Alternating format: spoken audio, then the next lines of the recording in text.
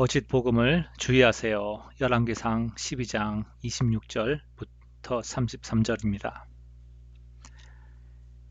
이 세상에는 많은 종교가 있습니다. 그리고 그 중에 많은 적지 않은 종교들이 우리가 믿는 성경을 그들의 경전으로 인정을 하는 것이죠. 몰몬교나 또 이슬람교도 성경을 그들의 경전으로 경전으로 인정을 합니다. 어떻게 하나의 성경책을 가지고 이렇게 다른 종교가 나올 수 있을까요? 이런 질문을 할 수가 있습니다. 그리고 심지어는 기독교 안에서도 성경에 여러 가지 다른 해석이 존재하는 것입니다. 이런 것을 보면서 그리고 또 세상 많은 종교들을 보면서 그들의 가르침과 또 그들의 그런 예배드리는 양식이나 이런 것을 볼 때 유사성이 많이 발견되죠. 그래서 사람들은 말하기를 모든 종교는 근본적으로 비슷하다. 심지어 성경을 경전으로 사용하고 있고 또 가르침도 비슷하고 다 비슷하지 않는가.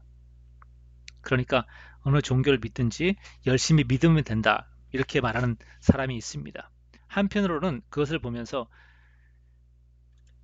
이 모든 종교들은 다 기본적으로 선하게 살려고 하는 것이고 인간의 생각에서 나온 것이기 때문에 과연 지금 이 시대에 우리에게 종교가 필요한가 이렇게 무신론자들도 있습니다. 무신론자의 주장을 하거나 아니면 또 모든 종교가 하나라는 그런 주장을 하든지 이 모든 것들은 어찌 보면 거짓 복음이라고 거짓 종교라고 말할 수가 있습니다. 오늘 나눌 말씀은 이 세상에 많은 그러한 거짓 종교들, 거짓 복음에 대한 특징이 무엇인지, 물론 오늘 말씀이 모든 것을 다 포함할 수는 없겠지만 성경 말씀을 통하여서 오늘 여로보암의 이야기를 통하여서 우리가 알 수 있는 거짓 복음의 특징이 무엇인지 살펴보기를 원합니다. 첫 번째 특징은 거짓 복음은 인간적인 목적을 추구합니다.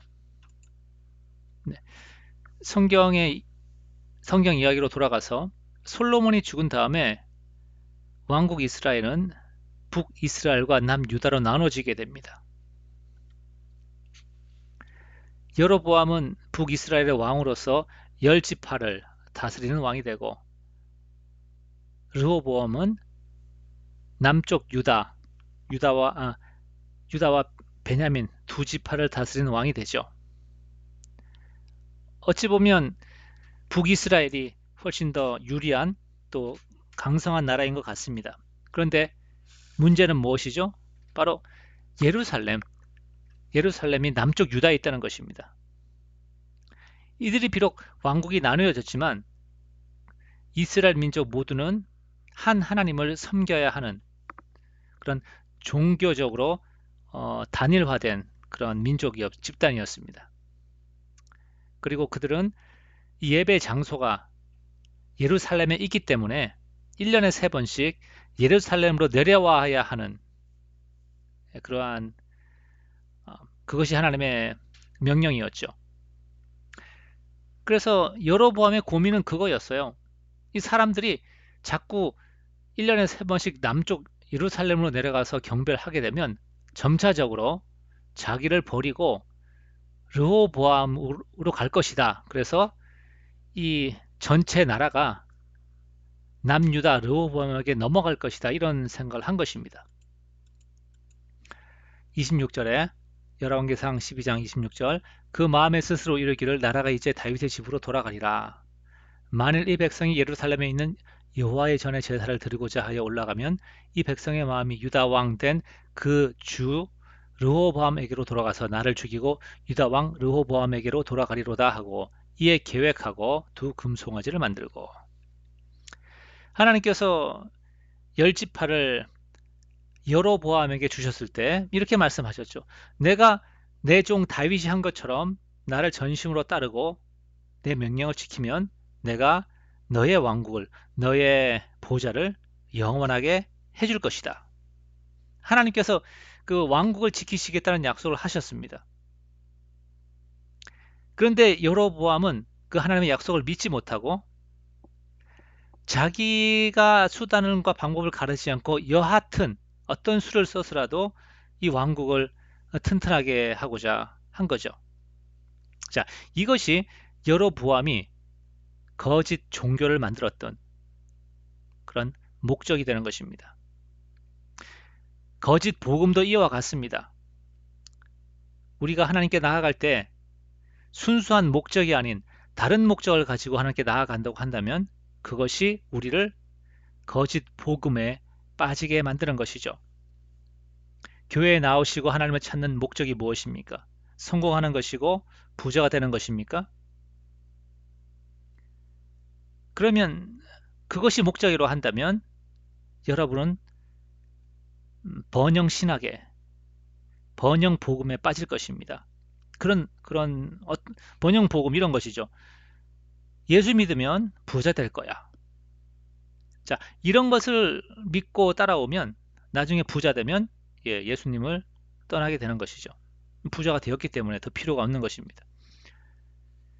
교회에 나오실 때 친구들과의 교제라든지 아니면 그러한 즐거움을 위해서 그런 만족을 위해 나오십니까? 네, 제가 용어를 선택하는 데 있어서 사실 조심스럽습니다. 영적인 만족과 육적인 만족은 다른 것이죠. 자, 자세히 들어가지는 않고요. 자, 그러한 그 교제와 또는 그 즐거움이 목적이라고 한다면 우리는 하나님께 올바로 나아갈 수가 없게 되는 것이죠. 교제의 즐거움 혹은 부를 추구하는 것이 나쁘다는 것은 아닙니다. 문제는 하나님보다 그것이 더 높은 우선순위에 있을 때, 더 중요하게 생각할 때 그것이 문제라는 것입니다. 그러므로 우리가 인간적인 목적에 사로잡혀 있으면 그러면서 하나님의 방법과 하나님의 시간표에 대해서 신뢰하지 못하면 우리는 금송아지를 만드는 것 같은 그러한 거짓 복음에 사로잡히게 되는 것입니다. 두 번째로 거짓 복음은 편리함 그리고 쉬운 길을 추구합니다.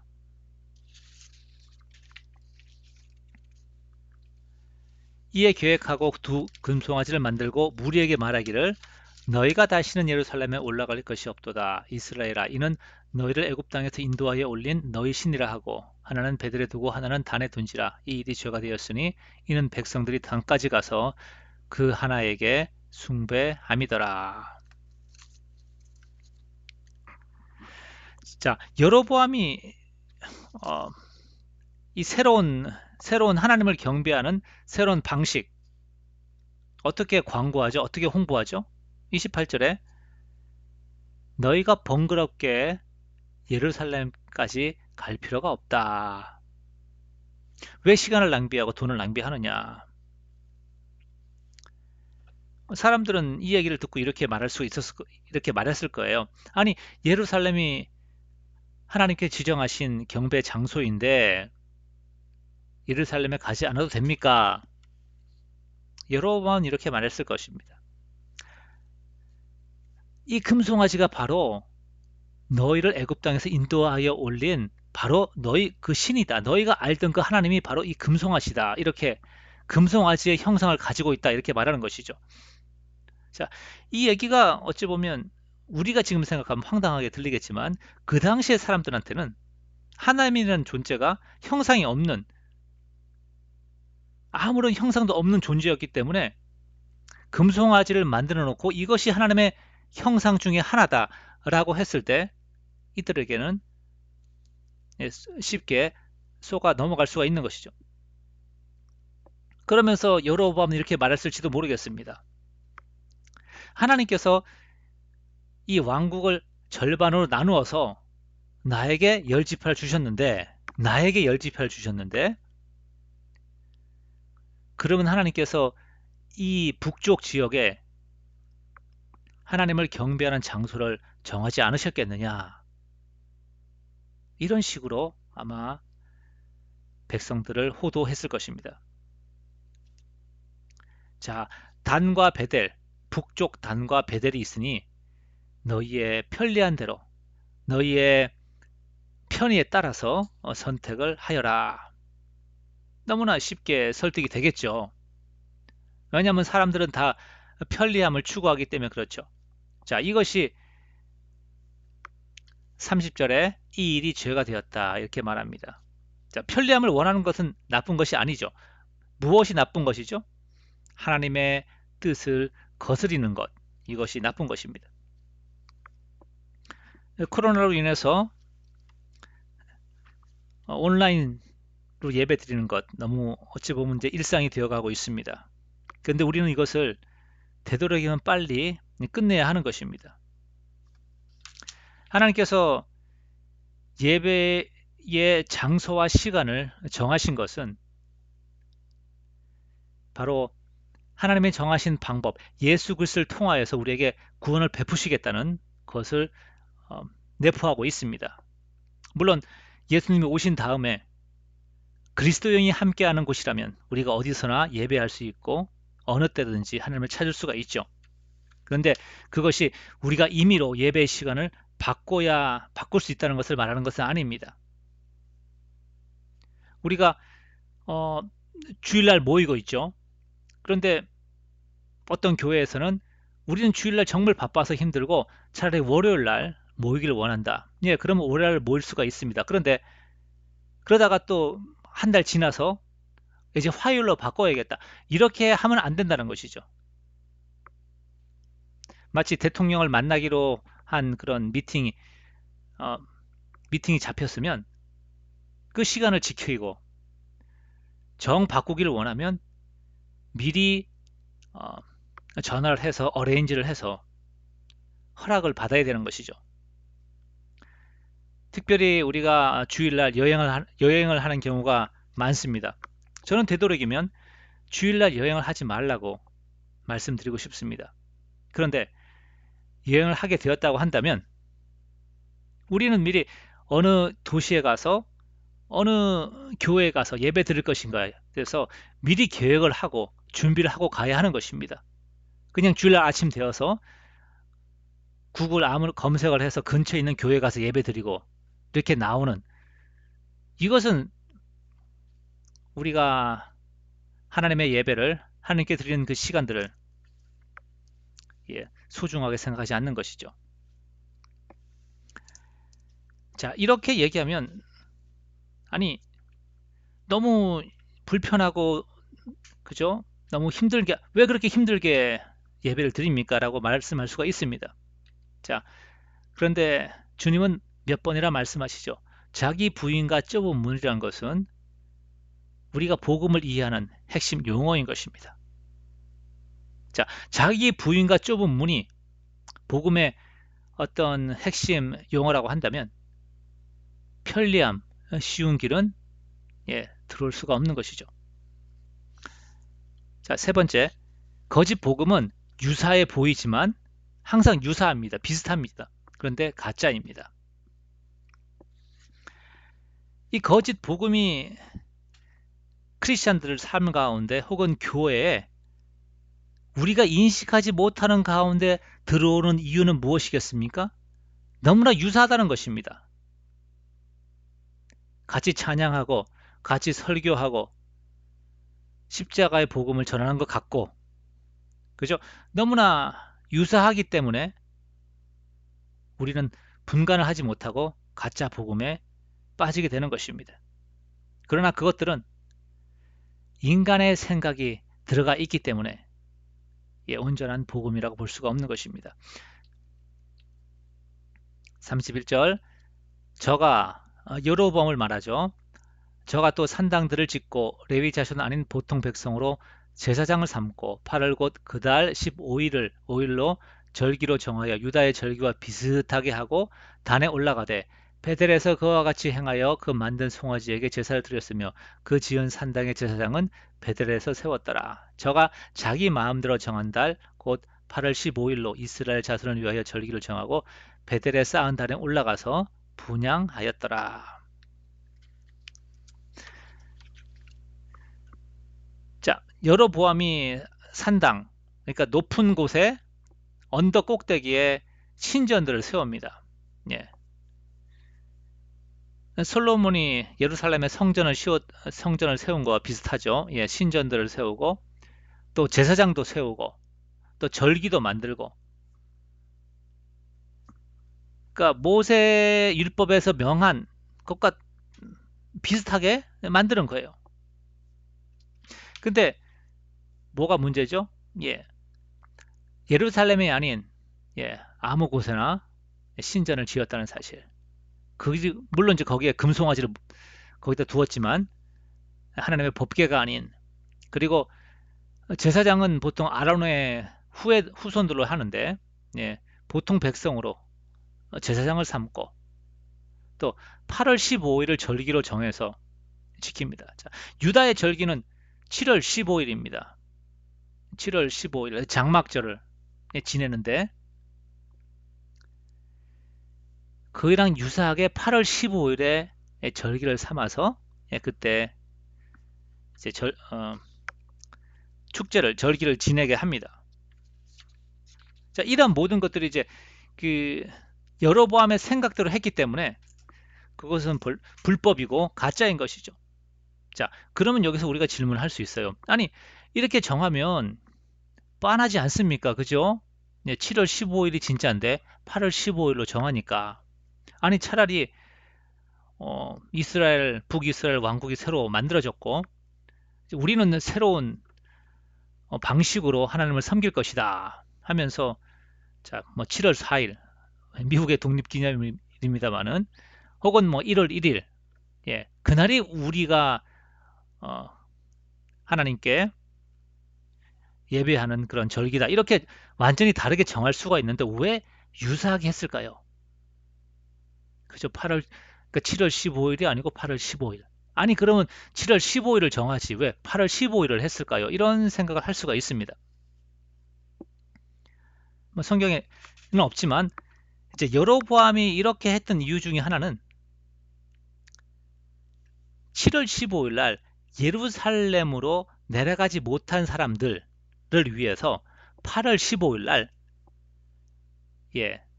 이 단과 베델에서 그 근처 가까운 데에서 금송아지, 뭐 그든 하나님이라고 불렀습니다. 그죠? 그 하나님께 예배하게 하기 위해서 8월 15일을 만든 것이죠. 그 말은 뭐냐면 전혀 다른 종교가 아니다. 이것이 바로 너희를 애굽에서 이끌어낸 그 하나님을 섬기는 그런 절기다. 이렇게 백성들에게 말하는 것이죠. 그러니까 일부러 유사하게 만든 것입니다. 그래서 하나님을, 그러니까 예루살렘까지 내려가서 경배하지 않아도 되게끔 그렇게 만든 것입니다. 자, 백성들이 여기에 쉽게 넘어갔을까요? 그러니까 근데 이제 보면 이제 사람들이 가서 이제 분향하였더라 이렇게 어, 나와 있죠. 자, 여로보암이 이것을 어디에서 가져왔냐 그러면 그 제2의 유월절, 그러니까 원래 유월절이 1월 14일이잖아요. 그런데 하나님께서 개인 여한 이유로 인해서 첫 번째 유월절 1월 14일을 지키지 못한 사람은 두 번째 유월절 2월 14일 날 지킬 수 있도록 허락을 하셨습니다. 그건 이제 모세 율법에 나와 있죠. 여로보암은 이것을 가져왔습니다. 그러니까 7월 15일 날 예루살렘에 못 간 사람은 8월 15일 날 여기 로컬 단과 베델에서 하나님께 예배할 수 있다. 유사하게 어찌 보면 예루살렘 안 가도 되는 다른 선택지를 제공한 것입니다. 마치 예배를 굳이 교회 가서 드리지 않고 온라인으로 드릴 수 있다라고 하면 사람들이 점점 온라인으로 예배 드리지 않겠습니까? 왜냐하면 그것이 편하기 때문에 그렇죠. 오늘날 많은 이단적인 그러한 복음이 존재합니다. 죄 용서를 말하지만 죄 용서의 참된 의미를 모릅니다. 그래서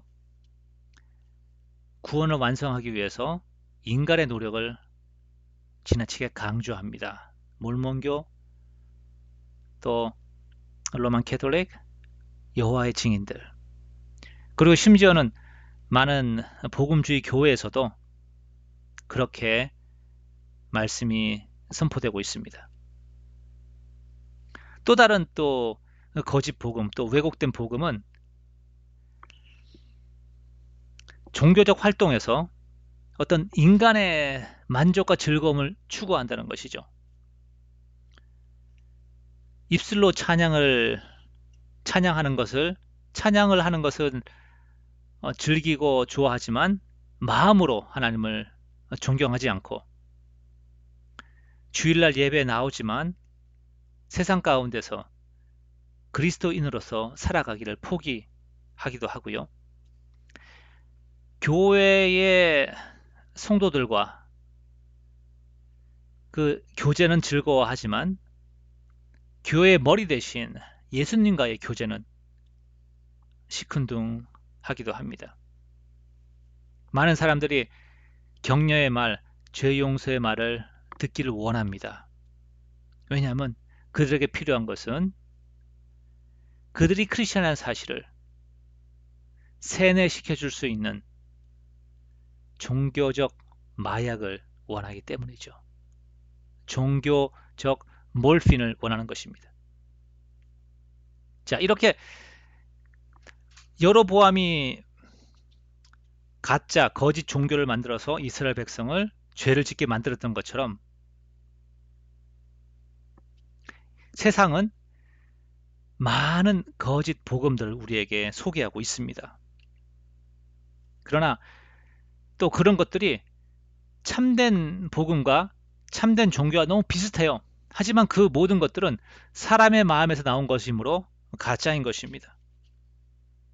우리가 이것을 분별하기 위해서는 하나님의 말씀에 더욱 집중해야 하는 것입니다. 말씀을 정리합니다. 거짓 복음을 주의하시기 바랍니다. 거짓 복음들은 우리에게 만족을 주고 우리의 원하는 목적을 달성하게 하고 또는 우리가 원하는 그런 교제라든지 즐거움을 얻게 합니다. 그런데 한 가지 없는 것이 있습니다. 그것은 생명이죠. 자, 이런 거짓 복음을 어떻게 주의할 수 있겠습니까? 첫 번째로 하나님께 나아가는 목적이 오직 하나님을 구하는 순수한 것입니까? 아니면 여러분의 염려와 혹은 여러분이 원하는 다른 욕구를 충족하기 위한 것입니까? 두 번째, 편리함의 덫을 조심해야 합니다. 십자가의 복음은 자기 부인과 좁은 문의 삶을 말하고 있습니다. 우리가 쉬운 길 혹은 편안한 삶을 원한다고 한다면 우리는 아마도 거짓 복음에 쉽게 미혹될 것입니다. 세 번째로 하나님의 말씀에 더욱 집중하시기 바랍니다. 하나님의 말씀에 순종하시기 원합니다. 제가 이 말씀을 전하니까 이제 중고등부 아이들 중에서 이런 얘기를 해요. 세상에 많은 성경에 대한 해석이 있고 다른 그런 복음에 대한 서술들이 있는데 우리는 어떻게 하면 참된 복음을 확신하고 나아갈 수가 있겠습니까? 어떻게 내가 믿는 것이 진리라는 것을 보증을 하겠습니까? 어떻게 하겠습니까? 십자가가 올바른 해석의 열쇠인 것입니다. 그리고 그 십자가의 삶을 따라가는 그런 삶, 주님과 동행하는 삶, 그런 삶이 우리가 말씀을 더 바르게 이해하는 참된 복음을 이해하고 가까이 알게 되는 그러한 열쇠가 되는 것입니다. 감사합니다.